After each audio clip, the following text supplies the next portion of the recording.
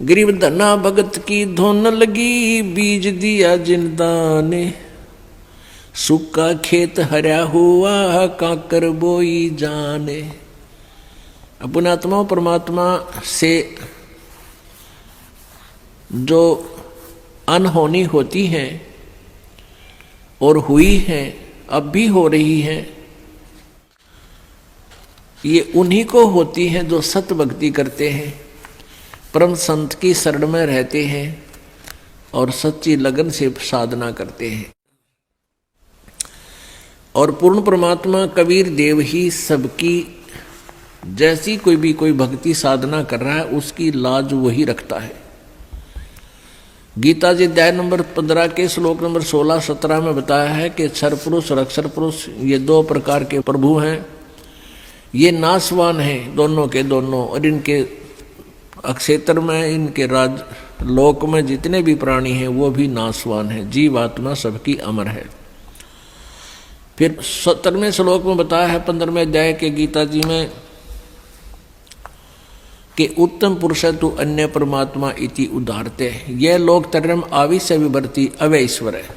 वो श्रेष्ठ परमात्मा वास्तव में भगवान जो है वो तो इन दोनों से और है, सरपुरुष और अक्षर पुरुष से, और वही तीनों लोकों में प्रवेश करके सबका धारण पोषण करता है, यानी उसी से सब कुछ होता है, वही सब कुछ है।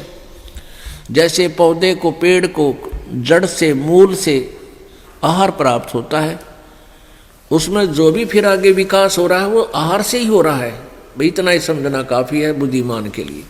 तो कबीर परमेश्वर से ही सबको पावर शक्ति, जैसी कोई साधना किसी प्रकार की कर रहा है उस परमेश्वर से ही उसका वो शक्ति मिल रही है और वो उसी प्रकार की प्रोग्रेस उसकी हो रही है। तो धन्ना भक्त ये किसान था, जाट जाति में था, राजस्थान के अंदर। ये बहुत ही श्रद्धालु भक्त था, परमात्मा में इतनी आस्था थी, दया, बहुत दया थी, धार्मिकता उनके अंदर बहुत ज़्यादा थी। उसकी धर्मपत्नी बहुत ही नास्तिक टाइप थी। वो भगत जी को काफ़ी बाधा पैदा करती थी भक्ति मार्ग में। फिर भी भक्त अपनी श्रद्धा और स्वभाव से कभी विचलित नहीं होता था, क्योंकि राजस्थान के अंदर बहुत पहले की बातें हैं, 400 वर्ष पहले, तो वर्षा हो जाती थी तो अन्न होता था, ज्वार बाजरे बोआ करते थे, अन्यथा बहुत ही भूख मरी होती थी, गरीबी बहुत थी, निर्धनता बहुत थी। एक बार वर्षा हुई और धन्ना भगत की बीज बोने के लिए, ज्वार बोने के लिए चल पड़ा। रास्ते में 4 संत भगत आ गए और भगत को देख करके भगत प्रणाम करते हैं, गदगद होते हैं, बैल खड़े कर लिए, वो जो ऊंट था वो खड़ा कर लिया और हाथ जोड़ कर प्रणाम किया, नमस्कार हो संतों को, राम राम कही और कुशल मंगल पूछा भगत ने। तो उन भक्तों ने बताया कि कुशल काहे की है भगत, 4 दिन हो गए रोटी नहीं खा ली, 3-4 दिन हो गए कोई अन्न नहीं मिला, हम ऐसे तीर्थ यात्रा पर जा रहे हैं। अब धन्ना भगत जी ने सोचा 4 दिन हो गए रोटी नहीं खाई, ये मरेंगे, निढाल हो रहे हैं बिल्कुल। कहा ले ये ज्वार खा लो। ज्वार थी, बीज बोन गया था, वह ज्वार रखती, भूखे मरे थे, मार गए गले, फटाफट खा गए सारी ने। अब भगत ने सोचा ज्वार तो खा ली भगतों ने और बीज ना बोया तो पड़ोसी लोग जाके घर में बताएंगे, पड़ोसी किसान, कि आपके खेत में बीज क्यों नहीं बीजा तुमने, और फिर मेरी पत्नी है वो मेरा सिर खावेगी, लड़ाई करेगी। उसने कंकर उठा ली, कहीं से ही कंकर इकट्ठी कर ली खेतों से और वो डाल ली थैले में और जैसे और किसान बीज बीजे थे ऐसे डाला सारे का और उसके ऊपर का हल चला के आ गया। अब कुछ दिनों के बाद क्या हुआ कि अन्य पड़ोसियों के तो ज्वार उगगी और भगत जी के खेत में ये मतीरे तुम्बे, ये मतीरे से मोटे मोटे हुआ कर ये तुम्बे उग गए, जो सीताफल जितने बड़े बड़े हुआ कर तुम्बे। अब एक पड़ोसन ने जाके उसकी पत्नी से कहा, धन्ना भगत की पत्नी से, उससे पूछा कि तुमने ज्वार नहीं बीजी थी क्या? धन्ना भगत की पत्नी ने कहा, क्या मतलब? कि आपके खेत में तो वो तुम्बे मतीरे अपने आप उग गए हैं, वो तो आप उग गया करे, वहां बोने नहीं पड़ते राजस्थान के क्षेत्र में। कहने लगे आपने कुछ बीजे नहीं रखा, उसमें तो निरा कुबाड़ जाम गया, वो तुम्बे पैदा हो गए, नर्रे इतने पड़े हैं बिना गिनती के, इसे मोटे मोटे। अब उसने सोचा कि भगत मार गया डंडी दिखे। धन्ना भगत की पत्नी ने सोचा भगत जी कर गया गड़बड़ और इसने बीज भी किता दान में दिया होगा। अब उसने सोची एक बार खेत देख कर आऊं, पाछे मगज मारूंगी इसके लिए। अब वो खेत में अपने पति से कहने लगी कि खेत में जाके आऊं, मैं ज्वार देख कर आऊं। भगत जी बोलिया है कोनी। भगत जी को तो पता था वहां क्या मिलेगा, अपना चुप बैठा। और वो भगत धन्ना भगत जी अपने मित्रों के साथ उसी समय बातें करता था, भक्ति की चर्चा जब हुआ कि तक खेत खात में चली जाया करती।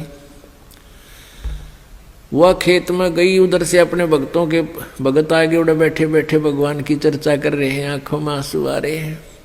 और वह भगतनी आव है कति लाल पीड़ी हुई है, जान गया भगत आ गई या तो भाई करड़ाई। अब देखी जाएगी, जो होगा ही होना तो है ही।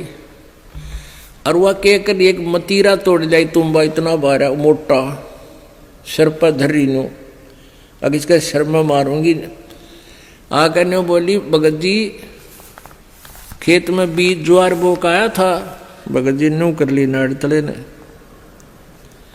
और उसने नो सर में मारा। वो मतीरा मारने के उद्देश्य से नो सर में ठोकन खातिर वो न्यू कर गया थोड़ा सा, वो धरती में लाग के फूट गया। नो बोली बालक तन्ने खाएंगे के उड़े मतीरे उग गए सारे, तो बीज कित फूक आया। तो वो मतीरा जो था वो तुम्बा था, धरती में लाग के फूट गया। फूट गया तो उसमें एक दड़ी यानी 5 किलो लगभग ज्वार निकली। ज्वार अब एक बार तो अब भगत जी की तरफ देखा, वो नौकरे पड़ा था, एक तरफ देखा ज्वार का ना, तुम्बे में तो ज्वार निकल आई। और वो न्यू बार बार देखा है, भगत जी ने भी देखा कि मैं शांत होगी के चक्कर है, उन्हें देखा तो तुम्बे में तो ज्वार निकल रही है। तो भगत ने 100 शुक्र मनाए, परमात्मा करड़ाई टाल दी, या ज्वार ने रोए थी या धड़ी ज्वार आपने दे दी।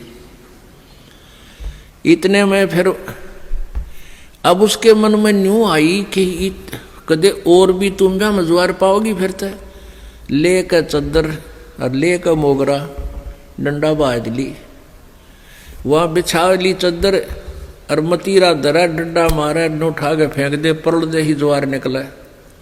ढेर लग गया उस ज्वार का। और औरा कहते हुआ इतनी खड़ी थी सुक्की, और वर्षा हुई नहीं, उनकी खत्म होगी गांव वालों की। और भगत के उस खेत में तुम्बे में तो ज्वार निकला, दुनिया देखना हुए। युवा भगतनी एक गठड़ी और ठा के चाल पड़े। जब वह 3-4 गठड़ ले आई, 3-4 अपना जितनी उस खेत में होनी थी उगनी थी, यानी जिसमें निपज होनी थी उपज, उतनी ज्वार जब आ ली, भगत जी ने बोले वो और मत लाइए, अपनी आ चुकी है। और इसको बांट दे सारे गांव में, सबके बालक भूखे हैं। ने बोली क्यों, मैं सारी ले आऊँगी। वह ले आई ठाठा गए, फिर जो भी गिठड़ी लाए वहाँ तक ताबा बोझ मरती, वहाँ खोल ला उसके वो बूमड़ा हो जाए, उसके फूल वो बन जाए छिलका, ज्वार ना रहे। वह एक दो गिठड़ी तो लाई, फिर बैठ गई, अगियो अच्छा चाड़ा हुआ। तब धन्ना भक्त ने कहा भाई बाकी की ज्वार भगवान ने आप सबके लिए दी है और अपने हिसाब की ले जियो जिसने जितनी चाहिए और सबको बांट दे। तो परमात्मा कहते हैं ये मालिक ऐसे ही किया करता है तो हम सच्ची लगन लगावन। परसों एक बहन आई रेवाड़ी साइड की, वह 10-8-9 वर्ष से नाम ले रही थी। उसका पति नाम नहीं ले हुआ था, वो गुटी छुट्टी लावा था। फिर उसने वो तकलीफ होगी, कोई बीमार सिमार हो गया, उसने भी नाम ले लिया। वो नाम लेकर गए थे, वो अकेला वो ले गया था और वह पत्नी उसको दिलाकर नाम लेकर गई थी। वो पहले से लिए हुई थी नाम उसकी पत्नी। वो ना मान्या करता पहले बिल्कुल भी। वो बीमार सिमार सा हो गया, फिर नाम ले लिया। उसके पति ने 1700 रुपये रखे थे, गरीब सा काम, बिल्कुल निर्धन से है। और 15 नोट थे 10-10 के 150 रुपये उन 1700 में। तो उसकी पत्नी को कुछ पैसों की आवश्यकता थी। भगत ने कहा कि वहां से उठा ले, 1700 रुपये रखे हैं। तो उसने देखा वो 1700 तो रखे थे, उसमें उसने थोड़े से चाहिए थे, 100-200 निकाल लूँ। तो उसमें देखा तो 1700 तक होना। वो जो 10-10 के नोट थे वो 1-1 हजार के बन गए। वो 15,000 रुपये तो वो 150 रुपया के हो गए और बाकी वो जो 1700 का जोड़ अलग रह गया, 1450-1500 वह न्यारी। तो वह कहने लगी भगत ने, अकाइयत ने के दिखाऊं, क्या देख के कर दिया परमात्मा ने, हमारे गुरुदेव ने, कबीर परमेश्वर ने के कर दिया कि ये तो घने रुपये हो गए, 15,000 हो गए, ये तू 150 बताओ था तो 1500 है बोला। वो कहने लगा हमारे 15,000 तो मैंने देखे को नहीं है, कई साल हो गए, 15,000 कितना है कि देख ले के हो गया यूँ। तो भगत ने कहा है कि तो ये घने दिन पहले की नाम ले रही है, गुरुजी ने के बारे में आप ही ज़्यादा जानते हो, मन तैयबा नाम लिया है, ये के कर दिया हमारे घर पे, यानी तू ही ज़्यादा जान सकती है आपके भगवान के बारे में। तो पुण्यात्मा हुआ बेबे फिर यहाँ पैसे लेकर आई, पाठ करवाया। ने बोले जी ये वो नोट कति नए कति जानो ये गड्डी में काट के लाए, ऐसे 5 नोट उस बहन ने दिए यहाँ पर। तो पुण्यात्माओं पहले तो एक उदाहरण धन्ना भगत जी का आज तक गुणगान किया जाता है और यहाँ परमेश्वर कबीर जी की कृपा से, उस परम पिता परम अक्षर ब्रह्म की रजा से, या गिनती नहीं इसे चमत्कारों की।